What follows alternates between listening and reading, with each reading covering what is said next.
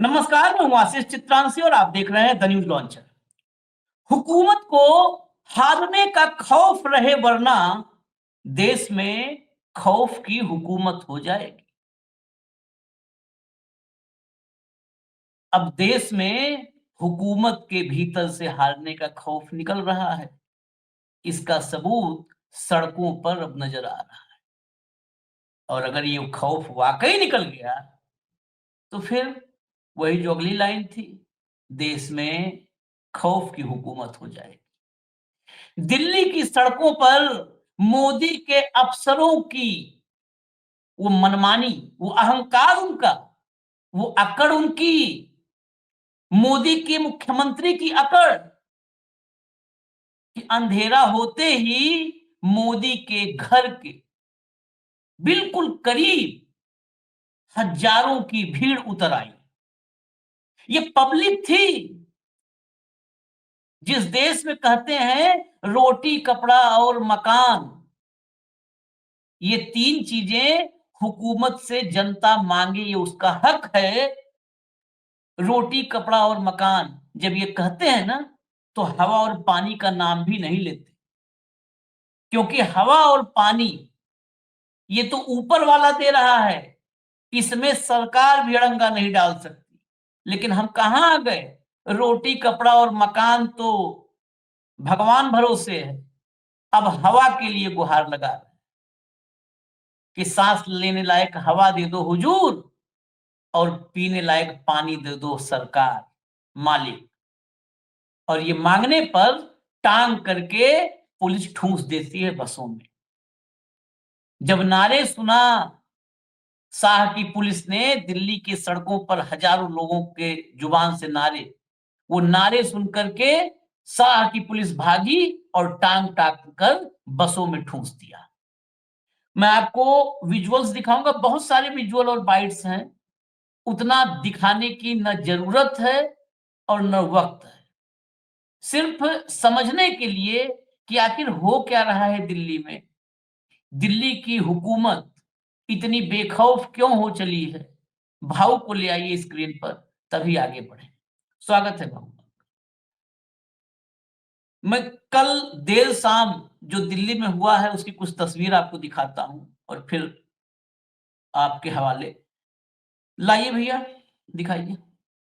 देखिए, हवा पानी सब बर्बाद, इसकी जड़ में पूंजीवाद। अब पूंजीवाद भी लिखे ये लोग भी थोड़ा सा वही एक खौफ हुकूमत की अब है ना। यहाँ पर पूंजीवाद के बजाय अगर अडानी अंबानी लिख देते ब्रैकेट में तो कंप्लीट था। पूंजीवाद में भी अब सिर्फ अडानी और अंबानी है, बाकी की तो पूंजी भी हवा हो सरकार गई हमारी है। बात सुने, बट इसलिए भी खड़े हुए हैं ताकि जनता हमारी बात सुने, ताकि कि हमारे फेफड़े हैं, हम बीमार हो रहे हैं, आप बीमार हो रहे हैं, take it seriously. It is a health emergency, declare a health emergency, even if it is for 2 months, sort the problem out, declare a health emergency. We are looking upon the government to help us save our lives. हम क्या कर रहे हैं? हम क्या अपनी ऐसी नस्ल पैदा करना चाह रहे हैं जो एकदम वीक हो जाएगी? कल को हम कहते हैं भारत मजबूत होगा, वो नहीं होगा। पानी से नहीं होता ना, पानी से डस्ट रुकती है सर। PM2 तो बहुत छोटा है, डस्ट रुकेगी। और आप पूरे दिल्ली में छिड़काव कर रहे हैं, उल्टी पुल्टी बारिश करने की कोशिश कर रहे हैं, फिर कह रहे हैं नहीं नहीं पैरामीटर्स ऑफ फेलियर। ये सब बातें जो है आम आदमी के लिए नहीं है ना, ये सब साइंटिफिक हायर बातें हैं। आम आदमी को क्या चाहिए यार? बचपन में हम कहते हैं ना, साफ पानी दे दो, साफ हवा दे दो, खुली हवा में घूमने की आजादी दे दो, बस एक आधी सड़क लगा दो, बिजली लगा दो। अब उसमें से ठीक है, बिजली दे दी आपने, पानी शायद नहीं दिया है। अब हवा तो सबके अंदर आ रही है ना, आप कर क्या रहे हैं? आप करते रहिए ये बैंडेड।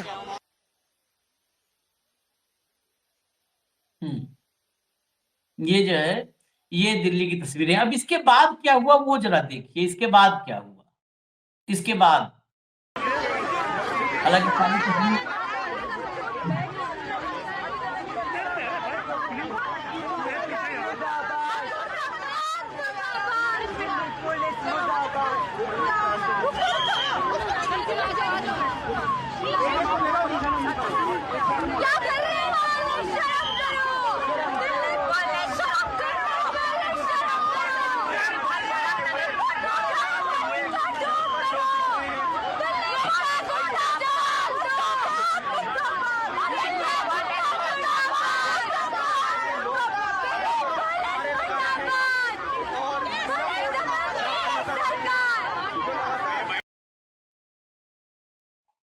ये सबसे सॉफ्ट जो विजुअल था वो विजुअल है, क्योंकि इसके अलावा जो विजुअल्स हैं उसमें पुलिस टांग टांग करके कोई पैर पकड़ा है, कोई हाथ, कहीं कोई गर्दन दबा के पकड़ा है, तो वो विजुअल्स थोड़े मतलब यूट्यूब के नजरिए में वायलेंस उसमें नजर आता है, तो इसलिए सबसे सॉफ्ट विजुअल था वो दिखाया है।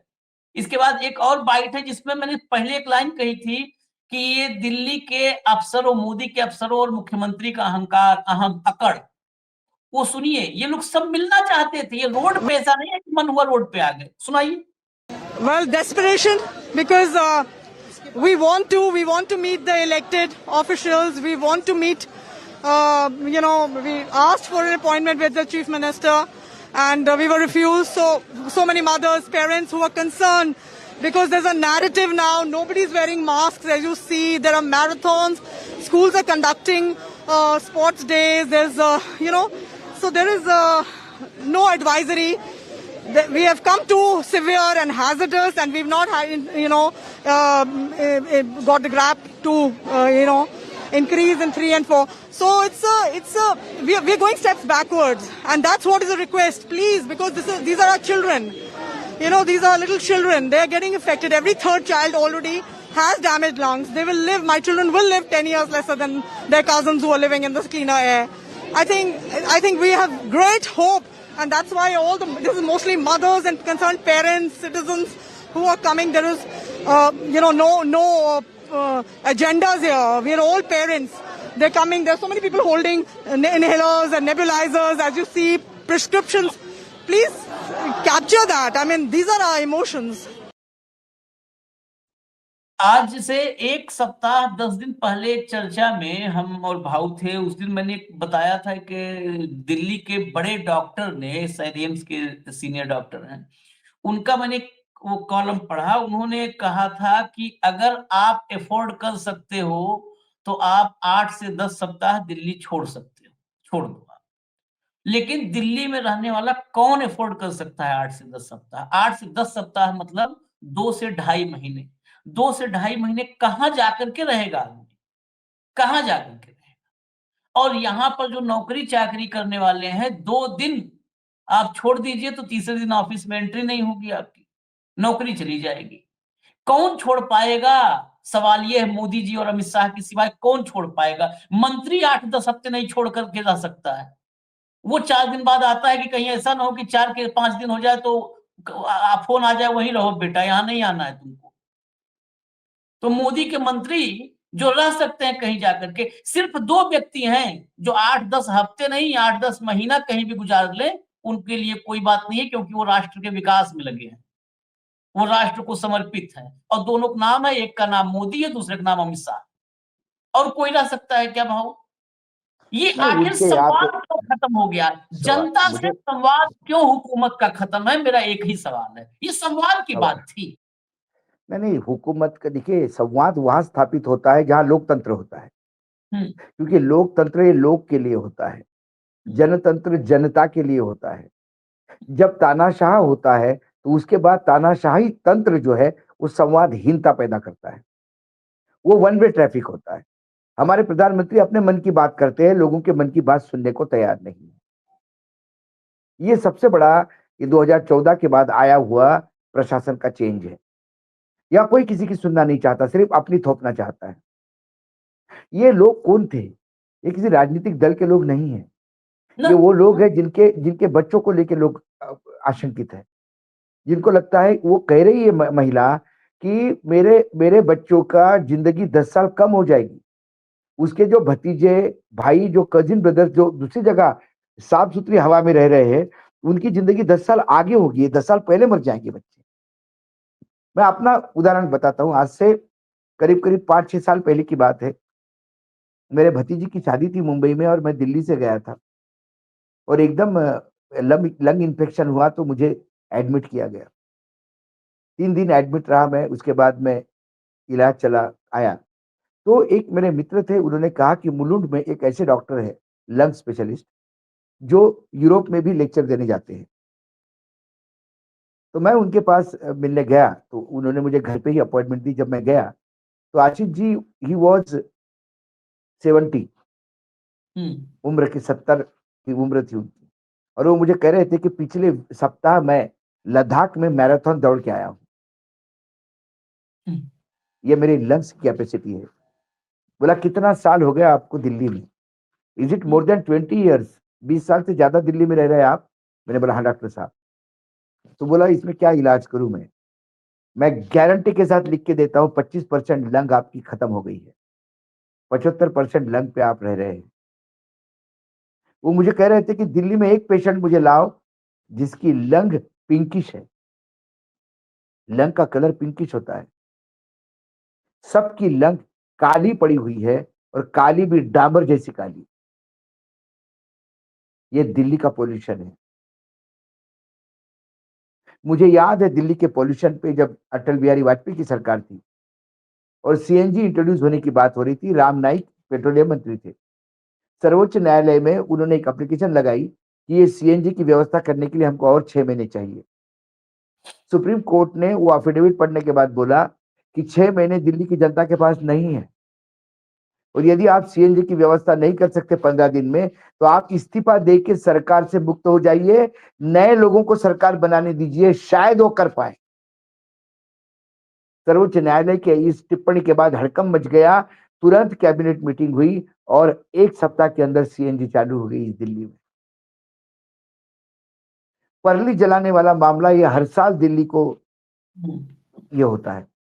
दिल्ली को एक पीरियड है जहां पॉल्यूशन सबसे ज्यादा होता है। जब हम जीवित रहे, मुझे बताइए कौन से सनातन धर्म में फटाके लिखे हैं भाई?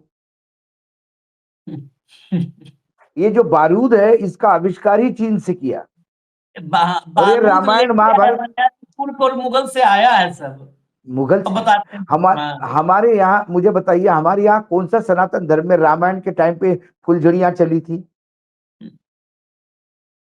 हमारी दिल्ली की चीफ मिनिस्टर सुप्रीम कोर्ट तक लड़ती है कि नहीं नहीं सनातनियों का दिवाली है, आप कैसे मना कर सकते हैं ग्रीन फटाके। क्या हुआ दिल्ली में? शर्मसार, मतलब पुलिस पुलिस निर्लज्ज पुलिस है। सर्वोच्च न्यायालय की अवहेलना होती रही और दिल्ली पुलिस हाथ पे हाथ धरी बैठी रही।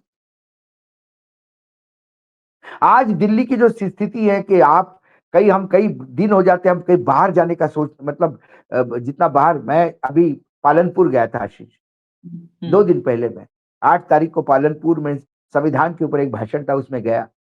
जब मैं सुबह उस गांधीयन इंस्टीट्यूट में, गांधी की फिलोसफी पे इंस्टीट्यूट चलती है, इतने बड़े कैंपस में, चाहे सुबह मैं चाय पीने बैठा, सब बहुत सारे लोग थे, प्रोफेसर्स और बुद्धिजीवी लोग बैठे हुए थे। उनके बीच में मैंने कहा कि मैं ऐसा 2 दिन यहाँ रहूंगा तो मुझे एडमिट करना पड़ेगा हॉस्पिटल में। उन्होंने बोला अरे क्या हुआ आपको? मैंने बोला मेरे लंग्स इतनी शुद्ध हवा के अभ्यस्त नहीं है। मुझे नॉर्मल होने के लिए आप अपने गाड़ी चालू करिए, थोड़ा मैं गाड़ी का धुआं सूंघूंगा तो मेरे लंग्स ठीक हो जाएंगे। इतनी शुद्ध हवा मेरे शरीर को सहन नहीं कर पाएगी, ये शरीर की मेरी संरचना हो गई है। हमने सबने अपनी उम्र 10 साल कम कर दी है। जब मैं किसी पत्रकार के अंतिम संस्कार में जाता हूं कि 62 साल का था, तब मैं जानता हूं कि इसने जिंदगी दिल्ली को दी, ये तो 72 साल तो वैसे ही जीना था इसको। हम तो चले गए, अपने बच्चों के भविष्य के लिए भी हम नहीं लड़ेंगे तो बच्चे हमें माफ करेंगे क्या? अरे सनातनी धर्मियों को ही पूछता हूं, श्राद्ध के दिन तुम्हारी बच्चा तुम्हारे लिए थाली निकालेगा कि जूते से आपको फोटो को पीटेगा, ये तय कर लीजिए। और ये डबल इंजन की सरकार शुद्ध हवा मांगने पे पुलिस घसीट के लेके जाती है। मैं इसमें एक बात और जोड़ना चाहता हूं इस चर्चा में, डबल इंजन नहीं, डबल दोगलेपन की सरकार। डबल दोगलेपन की सरकार में भी क्लिप्स, जब ये कार्यक्रम लाने के पहले सोशल मीडिया पे बहुत चीजें देखते हैं हम लोग हैं। पिछली बार जब यहीं पर आम आदमी पार्टी की सरकार थी, इधर से मास्क, वो मास्क भी बहुत महंगा होगा, शहजाद को मैंने देखा, जो शहजाद पूना वालों को लगाए हुए देखा, क्योंकि इसमें इधर से भी सूंड निकला था, इधर भी सूंड निकला था, आगे भी हुड निकला था। वो हाईटेक टाइप मास्क था। वो मास्क लगा करके वो निकला, और सुबह सुबह एजेंसियां तो तैयार रहती हैं सब कि उनको टास्क होता है। शहजाद ने बताया कि दिल्ली में मतलब पूरा कैसे कैसे गैस चेंबर बना है, वो टावर में 20-22 करोड़ लगे, वो फर्जी है, फ्रॉड है। आम आदमी पार्टी की सरकार ने सांस लेना दूभर कर दिया है। अब शहजाद पूना वाला कहाँ है? हाँ पूना बताओ। में है? नहीं, पूना में है या दिल्ली में है भाऊ? नहीं हमको आज लगा उसको, पूना वाला आज लिखा है नहीं तो पूना में होगा। नहीं नहीं, आज उसको ये पॉल्यूशन की हवा ठीक लग रही है। आज जो सरकार ने हवाई जहाज उड़ा उड़ा के बरसात करने का जो नौटंकी करी और करोड़ों रुपए खर्चा हो गए सरकार के, लोगों के, टैक्स पेयर्स के, वो ठीक लगे। अभी पुनः शहजाद वाले के गले से आवाज नहीं निकलेगी। देखिए पुनः शहजाद वाला जो है ना आशीष, ये अपॉर्चुनिस्ट व्यक्ति है इस टाइप के। जब यूपीए की सरकार थी तो ये सज्जन मेरे साथ जद्दोजहद करते थे ये बताने के लिए कि राहुल गांधी कितने अच्छे हैं। राहुल गांधी पे सवाल उठाने पे या यूपीए पे सवाल उठाने पे आदमी टूट पड़ता था। जैसे बीजेपी की सरकार आ गई, अब ये मोदी कितने अच्छे ये बोलता है। इनके पुराने आप ये हो गया, वो एक भाटिया हो गया जो बीजेपी को और मोदी जी को गाली देता था, वो आज बीजेपी का प्रवक्ता है। कल फिर यूपीए की सरकार आएगी, फिर पुनः शहजाद वाला आपको इधर मिलेगा।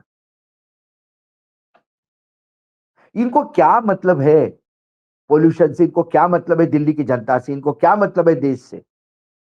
इनको मतलब तो जो सत्ता में बैठे हुए आका है उनका, उनके लिए वकीली करना और उनके लिए झूठ परोसना, यही काम बचा है शायद इनका। शायद मैं कह रहा हूं। एक दिन उन्होंने मुझे एक कार्यक्रम में कह दिया था टीवी के कि बोले पता नहीं अशोक जी हमेशा मेरा विरोध ही करते हैं। मैंने बोला भाई, जब हम राहुल गांधी का विरोध करवा, राहुल सरकार यूपीए की सरकार थी तो तुम यूपीए के साथ थे, अब बीजेपी की सरकार है तो तुम बीजेपी के साथ हो। हम तो सरकार को सवाल पूछने वाले पत्रकार हैं। कभी तो विपक्ष के साथ बैठ के सवाल पूछो तो हम साथ होंगे।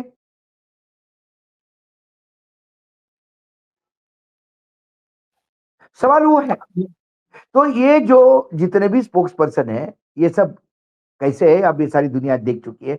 लेकिन सबसे दुर्भाग्य इस देश का कि आप शुद्ध हवा के लिए भी आवाज उठाओगे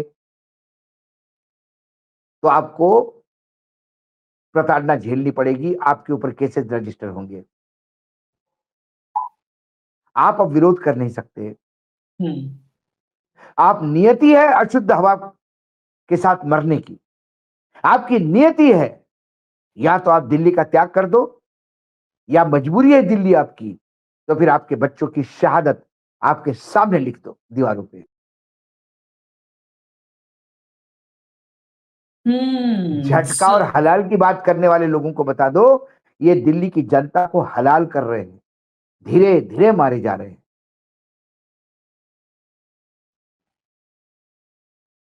और कोई बोलने वाला नहीं।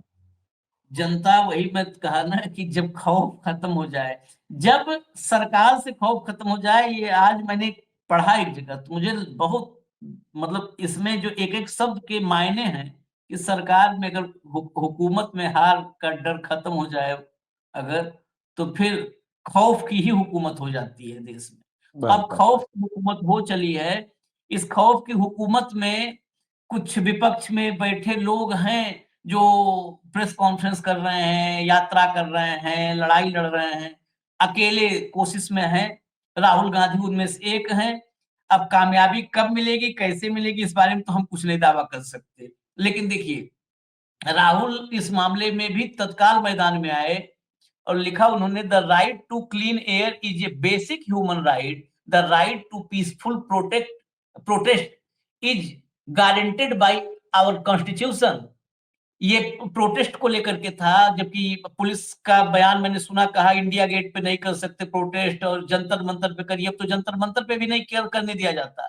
Why are citizens who have been peacefully demanding clean air being treated like criminals? Air pollution is affecting crores of Indians, harming our children and the future of our nation, but the government which came to power through vote chori simply does not care, nor is it even attempting to solve this crisis. we need to take decisive action on air pollution right now instead of attacking citizens asking for clean air. जो साफ हवा मांग रहे हैं उन पर attack करने के बजाय, क्रिमिनल के जैसे ट्रीटमेंट उन पर करने के बजाय हमको साफ हवा देनी है। राहुल गांधी ने कहा कि ये राइट टू क्लीन, शुद्ध हवा का अधिकार ये ह्यूमन राइट्स में आता है और शांतिपूर्ण विरोध करने का अधिकार ये हमारा संविधान देता है। लेकिन दोनों अधिकारों की आप अवहेलना करते हो क्योंकि आप वोट चोरी से आई हुई सरकार हो।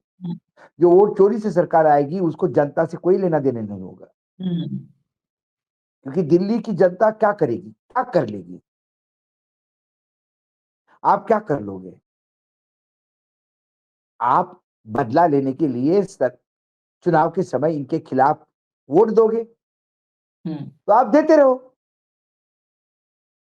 हम मशीनें बदलेंगे, हम फर्जी मतदान करवाएंगे, तुम हमारे खिलाफ 4 वोट डालो, हम हमारे फेवर में 12 वोट डलवाएंगे, क्या कर लोगे? जगीरा का वक्तव्य है चाइना टाउन में, अरे फौजी लड़ने की तो हिम्मत ले आएगा, कमीनापन कहां से लाएगा? सवाल वो है। नहीं, आजकल अब तो जगीरा को भी जगीरा सर बोलना पड़ेगा, नहीं तो हो सकता है कौन जगीरा बैठा है हमारे सिस्टम में वो कहे कि तो, हमारी मानहानि हमारे राहत इंदौरी का बेहतरीन शेर तो है ही, बन के हादसा एक बाजार में आ जाएगा, बन के हादसा एक बाजार में आ जाएगा, जो नहीं हुआ वो अखबार में छप जाएगा। बन के हादसा एक बाजार में आ जाएगा, जो नहीं हुआ वो अखबार में छप जाएगा। चोर उचक्के बदमाशों की करो कद्र, पता नहीं कौन कब किस सरकार में आ जाएगा। तो कितने जगीरा बैठे हैं, कहाँ बैठे हैं, उनमें कितना कमीनापन भरा है हमें पता नहीं है, लेकिन हम कोशिश करते हैं जितना देखें उतना आपको दिखाएं ताकि आप भी जगीरा को पहचान पाए और हम भी आपके साथ जगीरा को पहचान पाए। तो हमें इजाजत दें। राहुल गांधी जी ने राइट्स की बात की, राइट्स के साथ ड्यूटीज आती है। कम से कम आशीष जी के नेतृत्व में न्यूज चैनल, न्यूज जो हमारा लॉन्चर है, वो हमारे अधिकारों की जो जिम्मेदारी है उसको निर्वहन करने का प्रयास करेंगे। पोल्यूशन वाला मामला कोई देखे ना देखे, कोई इसका व्यूज हो ना हो, लेकिन नैतिक जिम्मेदारी है कि यदि नागरिक सही चीज के लिए विरोध कर रहे हैं और उसका दमन होता है, उनके लिए खड़ा होना होगा। फायदे नुकसान की बात नहीं, ये जीवन मरने की बात है। इसलिए धन्यवाद आशीष जी, आज मैं आपको धन्यवाद देता हूं कि इतने चुनावी आपाधापी में और इस चीजों में आपने ये कहा मुझे कि नहीं, कोई देखे ना देखे, लेकिन हमें इस बात को रेखांकित करना होगा और इसको रिकॉर्ड पे लाना होगा। हम जो भी करते हैं हमारा सब ज्वाइंट ऑपरेशन होता है, हमारा सब बाहु के उसमें सब रहता है, मार्गदर्शन में सब ऑपरेशन ज्वाइंट ऑपरेशन होता है। तो इजाजत दीजिए, फिर आते हैं। काम अभी अधूरा है और काम ये अधूरा बहुत लंबे वक्त तक अभी शायद रहेगा। काम पूरा करेंगे हम। इजाजत दीजिए, धन्यवाद। नमस्कार।